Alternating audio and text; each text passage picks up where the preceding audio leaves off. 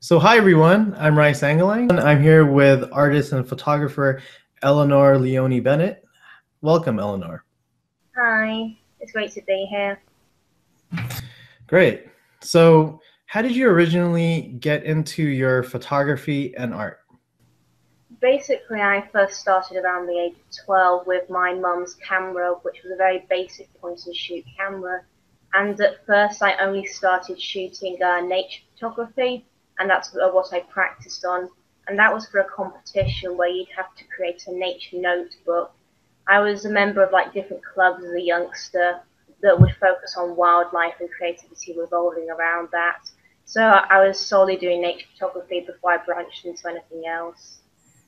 So you've won awards such as the UK National Geographic Kids Photography Contest. How did that happen?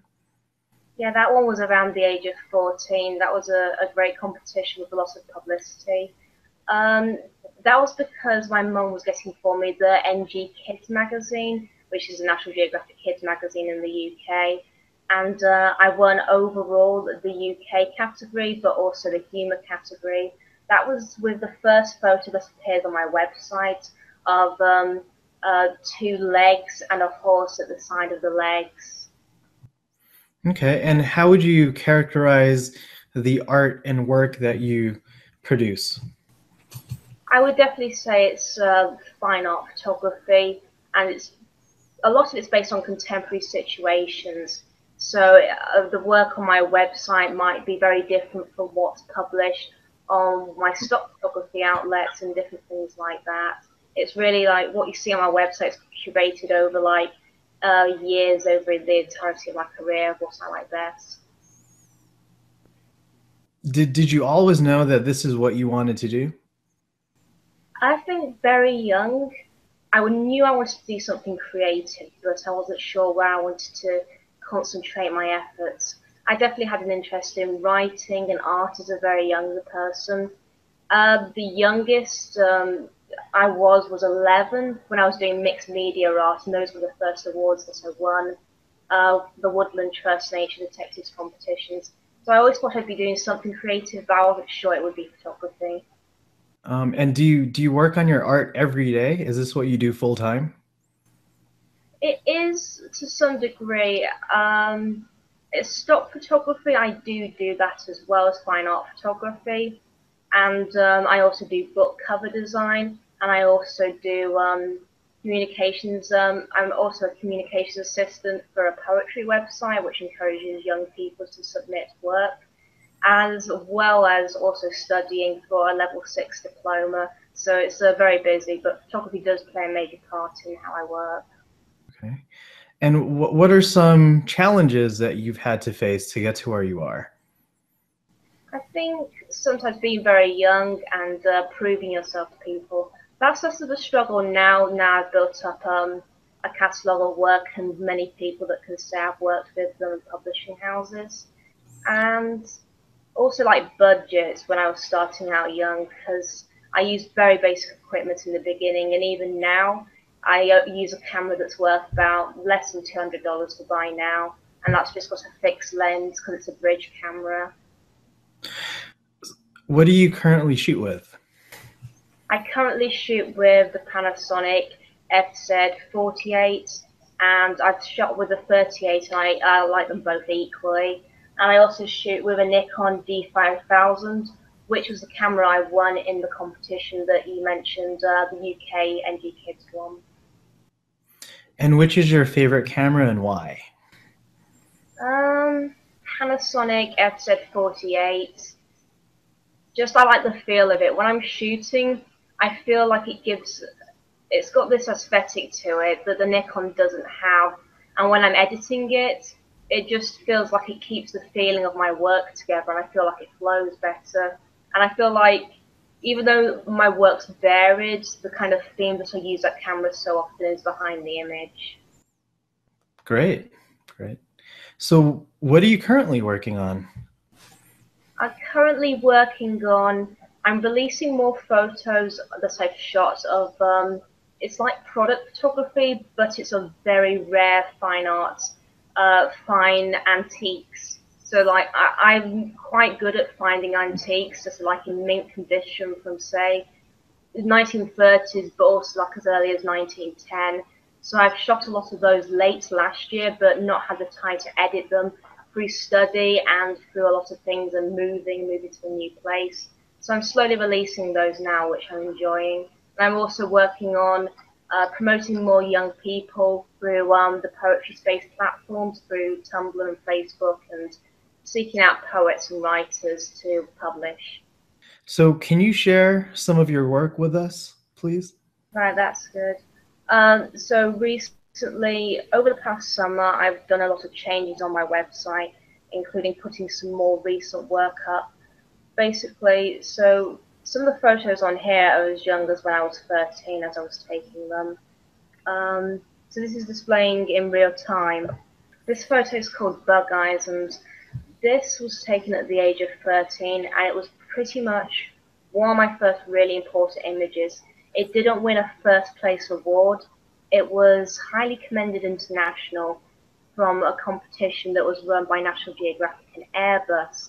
And that meant at the age of 13 that that photo was displayed everywhere from Canada to Paris to Spain and to London as well, as it was included as part of the See the Bigger Picture exhibition tour that was it was an event hosted by the United Nations for the International Year of Biodiversity.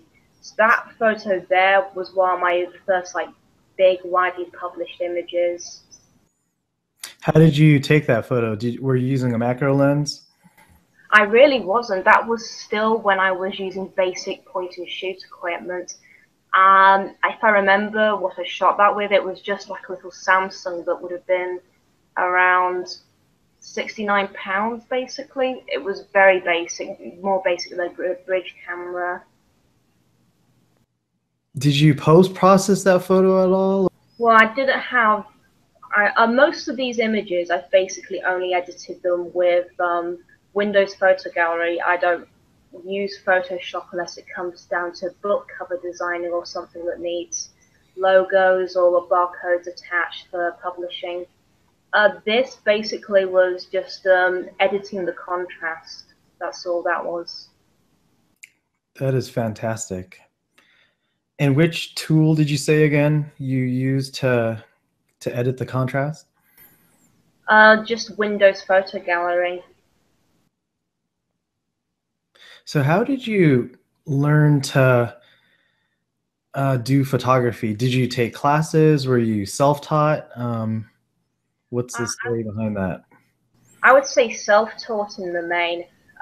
Basically, the only formal tutorial I've had was when I went to London and I met the National Geographic photographer Reza Degati, and he gave me and a group of other people some tips.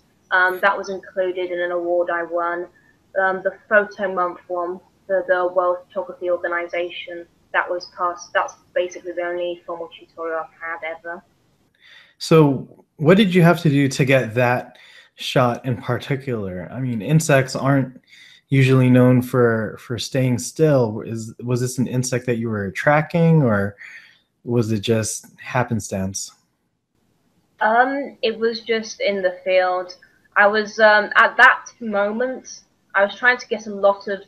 I was trying my best to get good images as possible, despite what the lens and the camera weren't that good. So I was lucky to get that shot, and the way the leaf was situated, it was a good hour. The light was kind of coming downwards, so it was very warm to get that image. And so I was lucky with the lighting at the time of day, and the situation was just the field where I grew up in. Do you want to share with us any other photos? This one was taken around the age of 14, and this was like a second image that got widely published. I remember this being used as the promotional image for the Photo Times 1000 exhibition in Rome, which I knew at that time was like the largest exhibition in Italy. And so it was used as a promotional image for that. It was my first image that was displayed on a calendar front cover, the charity, the Winston's Wish charity, and it also won multiple awards. That is an image people often think was situated in the middle of a woodland or something where it's very, very covered with fauna. But it was taken. The background would actually be concrete if you zoom out of that. I was lucky to have that amount of leaves in that area. It looks like it's a completely different environment in which it was shot in. It looks a lot more natural than how I actually shot it. And who's the person in the picture? Me, I'm just holding the camera above me. And did you put the leaves on your face like Yeah. that? Oh, that's great. Very creative. How'd you know that it was going to be that sharp when you took the picture? Um, I didn't take many shoots of that image. It was only part of like a set of 15. So it was like a lucky chance for it to be composed as well as it was for it to be so popular. Is there any other links you'd like to explore? Sure. I mean, I see that you're a cover artist also. Do you want to go through some of your cover art and tell us the story behind some of the photos? Yeah. I feel like on my cover art, it's more of a wide range than like the rest of my website. The cover art is basically saying these are the clients I've worked with on the different themes I've worked with. I like to target a lot of poets and writers, so when they come on my website and see the cover art I've done, I like them to see a wide variety. This is one that I'm really happy with from this year. It was one of my favourite covers from this year. To show this close up because a friend of mine recommended that I submit to them, and it became the front cover of the Austin International Poetry Festival. And there was no theme, so I had no idea what to submit. So I was lucky they selected my work. I think I only submitted a few images, and they selected that one, which I thought was very unusual. And what is that picture of exactly? That's a picture of when my own leg was gashed open by a door breaking around my leg that I ran into. And those were the stitches after that had happened. So it's quite a raw and emotional image. And I've still got the scar now, so I can look at that cover and still see what inspired that cover on my leg. How do you come up with the concepts for cover art? Are you commissioned to do them, or are they just ideas that come into your head? Well, I'm lucky a lot of the time I do cover art. A lot of the clients that come to me aren't sure what they want. And basically, they know about my work and they want to see something that inspires them. So I'm looking at the covers on this page and I can't think of any that were specifically commissioned. These were all ready-made art before, and the publisher just picked which they want. This client here, Nine Arches Press, I've done quite a few covers with, and I've basically got a whole gallery of images for them to pick from, and whatever the poets feel like most resonates with their work, they'll go with. But a lot of my clients don't know what they want until they see it, is what I find. So you have representation then, and that's why you have so many photos that were chosen for cover art. Not formal representation. I manage my profile myself. Okay, okay. And how did you originally get into cover art? Was that something that you were always aiming for, or did you just happen to fall into it? I happened to fall into it. I didn't think when I was very young I had the confidence to be on cover art. So it was something that a few literacy magazines started putting my work on the front cover. And I thought to myself, my work isn't just interior art illustrating short stories or fiction anymore. It can be on the cover and it can have the starring role. So that those first nudges from editors pushed me and gave me the more confidence to put myself on the cover. Do you get paid for your cover art? I'm assuming you get some sort of a license fee, or how does that work? I can get paid in a number of ways. With some contracts, I'm paid on commission, so based on how well the book sells, I'll get a fee from that after the sales. A lot of people do like to pay me up front, so I think it just saves the hassle of keeping track of contracts. And then there's also secondary licenses, which is something I heard of recently thanks to my membership with the Bureau of Freelance Photographers. I know for any British publication, but I think in America there's also a form. It doesn't matter if you've been paid, and if your work's appeared in magazines and in books, there's a secondary license that's paid for like additional printing of that work, and you can reclaim the fee back on that free of charge.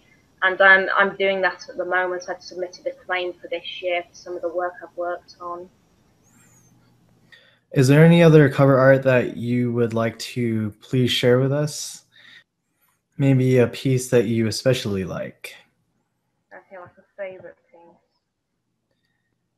I do like this one. This one I was paid like a smaller commission for, but I felt like I could be really creative with this one.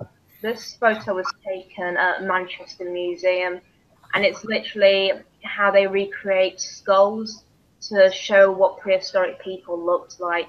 And that was a really interesting scenario, and I'm glad they picked that photo for the cover. And I had some of the writers compliment me on the cover and asked what is it, because I didn't know at first glance what the setting was and the story behind the photo. Manchester Museum is one of my favourite places to shoot. I like shooting in museums just because of I don't get to afford to travel that often, so it gives me a wider range of things that I normally wouldn't see. I've taken probably 4 or 5 front covers just at Manchester Museum now, including one that's due to be released, a book called Red by Nicole Collette. That's coming out soon, and that photo was shot in Manchester Museum of an array of butterflies, which I'm looking forward for that book to be released. Thanks, Eleanor. How would you say that your process is different from your typical everyday photographer? I would probably say it's more minimalist due to how many photographers I know do regularly use Photoshop, and I keep Photoshop to a minimum. It's just like the book covers of the technicalities. And it's minimalist in all forms. I use free software a lot of the time. I use Earthbound View for all my formatting, for knowing the DPI, for knowing the quality, for when I'm sending lists to magazines and publications. So my process is probably more minimalist, and what you see of my images is probably less edited than you see of other photographers, but I still retain a lot of extreme abstracts and still express myself as well. Now, are a lot of your photos pre-planned, or does a lot of planning go into your photos, or is it a lot of spur of the moment? It is a lot of spur of the moment shooting, and I think one thing I'm happy with that I've learnt more is how to shoot less images and get good images. Like I'm shooting a lot less. Like I don't need to shoot a few hundred to get a lot of images that I can use or in focus, and I'm happy with that. So I'm improving in that way. And where do you get your sense of composition from? I think I was definitely inspired by fine art and looking at traditional things like paintings. And composition is very important. It's one of the deciding factors when I'm looking at other people's work, and do I want to include this? Or if they've published 15 photos that are similar, composition is then the deciding factor if the subject matters are identical. Any particular books or influences that you can cite? Um, Influences. I find music helps me while I'm working. It does keep me concentrated. I have been listening to Talk recently, which is an 80s band. I Nice. like how evocative the music is, and Spirit of Eden is a really great album that really gets me into the flow when I'm editing. I think sometimes when I'm editing post process, it really does help the atmosphere. I then find the image as I'm editing, and how to crop and things like that really makes the image after shooting. Could you possibly bring up one of the pictures that you are currently editing and show us what your editing process looks like, please? Just some railings I took at. I take a lot of train photography. I'm a member of the Rail Photo Library, so I do focus on trains a lot of the time. And this photo was shot. It's like a close-up of like the rust of railings. It's of a very rusty train track, so I think it would normally be shot from that way. You can see that at the top would be like going towards the path, the dark area, and then towards the middle, it's that's actually where the train would go over. So I tilted it like that, and I wanted to bring the stripes out more. This is a photo I'm submitting to Big Stock Photo and Shutterstock as well as iStock.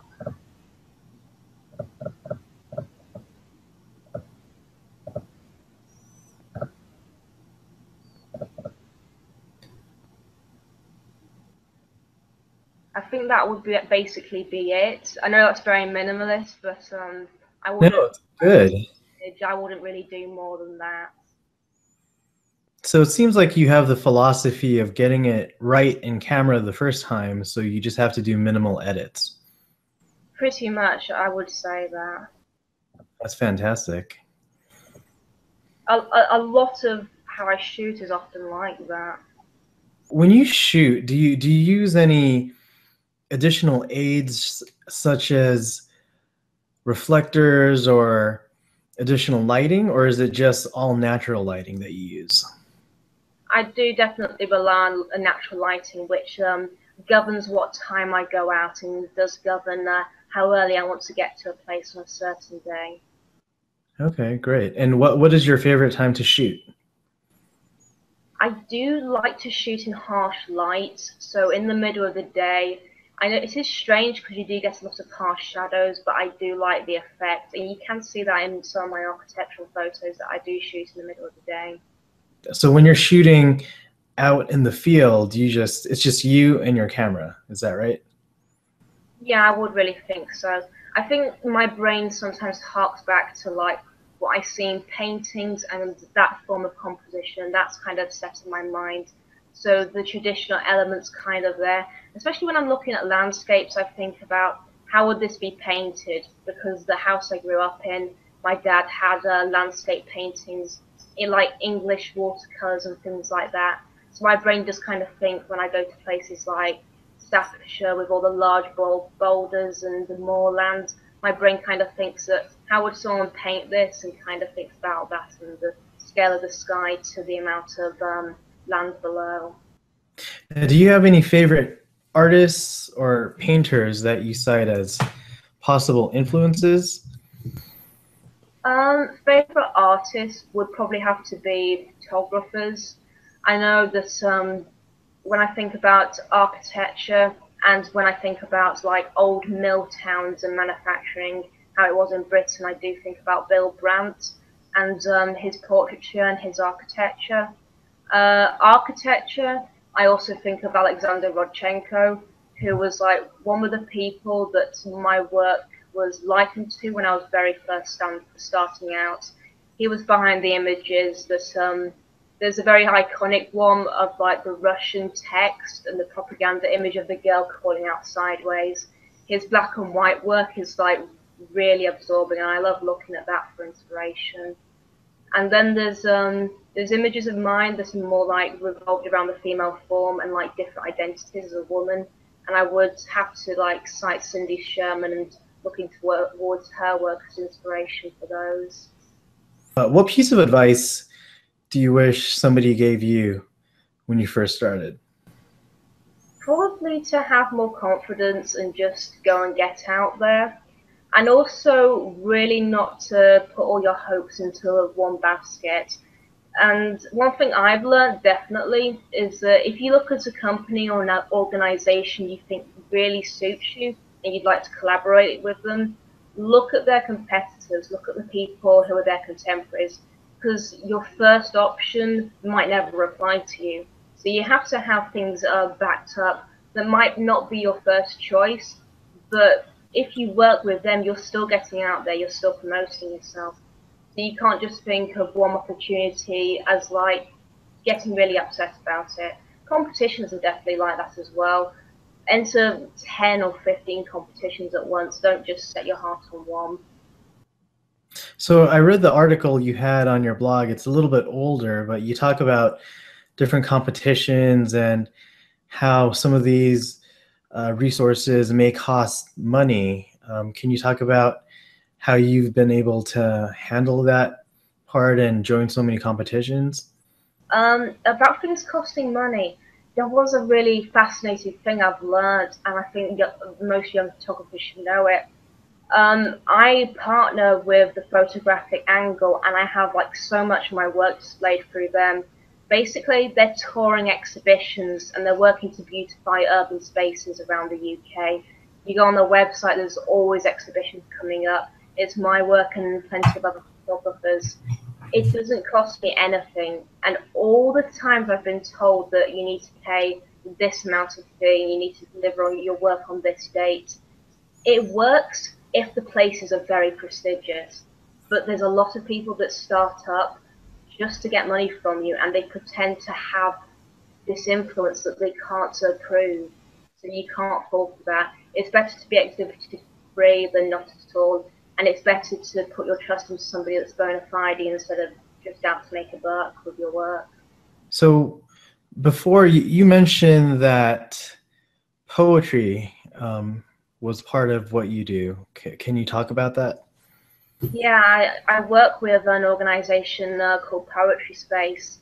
Specifically, I work on managing the youth page, which takes in submissions of mainly poetry and then young authors under the age of 18. Primarily, we like to feature people under the age of 16 because there isn't that many channels for people under the age of 16 to publish their work. And I manage looking over the fiction, the poetry, the photography, and choosing what goes up on the page and how it's promoted. Now, the poetry and photography, what percentage of your time do you spend on each? With managing that website, it doesn't take that much time. I promote it, and because I'm promoting like a real original content, other people reblog what other young people are doing. If I do something like a press release calling for more artwork or more poetry, other young people will promote it, and I'll feature images from young photographers that submit to my Flickr group. Now, do you write your own poetry, or is it Occasionally, hearsay? because it's been years, I pretty much only write poetry if it's been published. I got published when I was 14 with Unicorn Dream magazine, which was nice, but I don't often have that much time to write. Oh, okay. Would you mind sharing that poem with us? Oh gosh, I don't know how to look for it. Okay, I found the one that was published. I think there was like four, and this was one of them. Should I read it out? Yeah, read it out. Maybe if you want to share your screen so folks that are watching can see the words while you read it out. I'm just looking at the original email because I can't find the magazine right now. I just Okay. don't before. I just can't find the active link. Okay, no worries. No worries. So if you, yeah, just read it out then, the title and This story was behind it. this was untitled one, so I wrote this when I was 14. Um, I feel like something is missing, the part to complete me, it's the space that defeats me. Allow me, drift alone, beckon me to be insincere.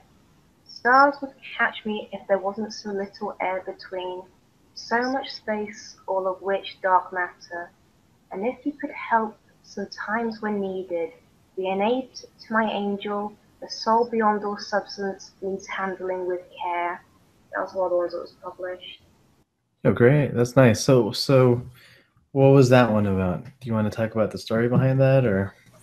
I think in that moment it was feeling like solitude, and I remember when I was younger, I used to do a lot of work late at night, in the early hours of the morning, and it was kind of the peace that I felt then, and also working long distance with a lot of Americans, more so than in my own country. I was up very early and then replying to people, and then they were awake at that time. So it's like a solitude and working alone. So, Eleanor, what's next for you? Well, I've just started a partnership with a great photography website that's like social networking, but solely for photographers and sharing. It's called UPic, and I'm uploading new work onto there and promoting my work on there. And next up for me, I'll be doing some exams later on in the year towards my level 6 diploma in marketing. And coming up for me, probably more writing in some way or another. I'm going to be doing more work with Poetry Space, and as an editor there, I plan on eventually releasing a book with the best contributions from young people. Because Poetry Space, as well as an organisation, is also a publishing house, it would be being published through Poetry Space. And can I think of any books coming out? I've done a front cover for the poet George Korolog, which is should be coming out soon. I think it's coming out either later this year or early next year. And I'm still doing work with Nine Arches Press. So if you go onto their website, they've got books coming out regularly. They'll have some new work coming out with my front covers on soon. And as well as Armea, I'm working on another cover with them right now, which should be coming out probably early next year. Fantastic. So where can people find you? People can find me on my website, which is www.eleanorleonnebennett.com, and people can find me on Facebook as Eleanor Leonne Bennett Art, and I'm on Twitter as Compact Beauty, based on like vintage vanities mainly. Those are those tweets. And check me out on Poetry Space, and on my website you can find out other organisations I edit for, one of which is Sublini Magazine, which is similar to Poetry Space. We work on publishing young people, like college students, things like that. And I'm also an art editor for an Indian magazine, Contemporary Literacy Review India. Well, that's pretty much the end of our interview. Thank you so much for your time, Eleanor. Thank you very much. It's been great. Thank you again for your time, Eleanor. Really appreciate it. Thanks. That's our show for today. If you have any questions, please send an email to me at rye@makephotoart.com, or please visit the site at makephotoart.com.